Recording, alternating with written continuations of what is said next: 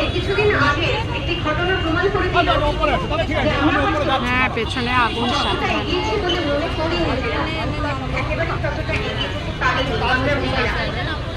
আমরা এত রকম প্রতিবন্ধকতা, এত সমস্ত কিছু অতিক্রম করে সামনের দিকে চলেছি, সামনের দিকে হেঁটে চলেছি, সামনের দিকে এগিয়ে চলেছি, সামনের দিকে ছুটে চলেছি, কিন্তু তারপরেও এমন কিছু কিছু আকস্মিক ঘটনা আসে যা আমাদের গতিরোধ করে দিতে পারে, যা আমাদের থামিয়ে দিতে পারে, যা আমাদের স্তব্ধ করে দেয় এবং কখনো কখনো আমাদের ভেঙে গড়িয়ে দেয়।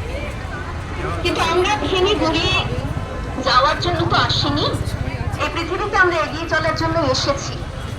আর তাই সেই তিলোত্তমা, যিনি অসংখ্য রোগীর প্রাণ বাঁচিয়েছেন, যিনি এভাবে আজকে যাকে চলে যেতে হলো, সেই চলে যাওয়ার দায়বদ্ধতা এই সমাজের আমাদের প্রত্যেকেরই, এবং হয়তো সেই দায়বদ্ধতার অঙ্গীকার থেকেই আজকে আমরা এখানে সমবেত হয়েছি শুধুমাত্র শোক জ্ঞাপন করতে।